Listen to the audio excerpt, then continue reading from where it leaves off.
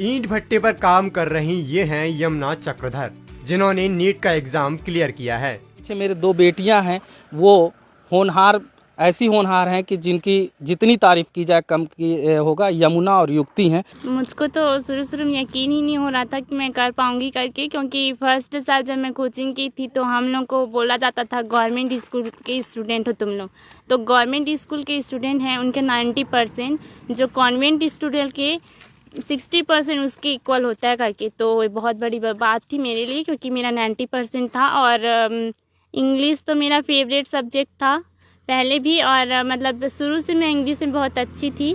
पापा मेरे शुरू से बोलते थे कि मैं इंग्लिश में मैं ABCD भी नहीं पढ़ पाया, मुझको हमेशा से बोलते थे मैं ABCD भी नहीं पढ़ पाया करके। और मैं अपने घर में इंग्लिश में मेरे 99 98 ऐसे मार्क्स आते थे। मैं मतलब मेरा फेवरेट ही था वो एकदम।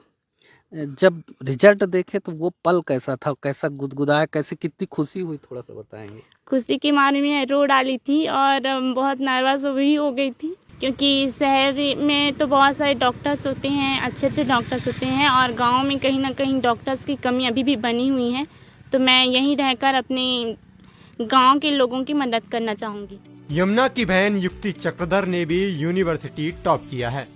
कैसा लगा आप, ये जो सामने मेरे ईंट पड़ी हैं, आपके हाथों से ईंट बनते हैं, डेली आप 1000 ईंट बनाते हैं और काफ़ी कई घंटे दोनों बहन, कैसे मैनेज करते हैं पढ़ाई के लिए, कैसे क्या होता है? सर हम लोग बहुत दिक्कत जाता था पढ़ने में, बहुत दिक्कत जाता था। इतना थक जाते थे काम करने के बाद, और थके हुए होने के बावजूद भी हम लोगों के मन में ये था कि हम लोग कुछ करेंगे, कुछ मेहनत करके अपने आप को साबित करेंगे। इसलिए हम लोग रात दिन पढ़ाई करते थे और इस काम को भी करते थे, क्योंकि हम लोगों के पास रोजगार का कोई और साधन नहीं था। जब मैं शादी होकर यहाँ आई थी, मुझे बहुत सब बोलने लगे थे कि तू अनपढ़ है, तू कुछ भी नहीं जानती, क्या करेगी तू। ये हमारे सामने जो अम्मा हैं, इनकी आंखों में अभी आंसू थे और जो हंसी हैं ये दोनों खुशी के हैं। और इनकी बेटी डॉक्टर बनने जा रही है, नीट क्वालिफाई कर चुकी है, और जो इनकी मेहनत है, इनकी तमन्ना आज पूरी हुई है।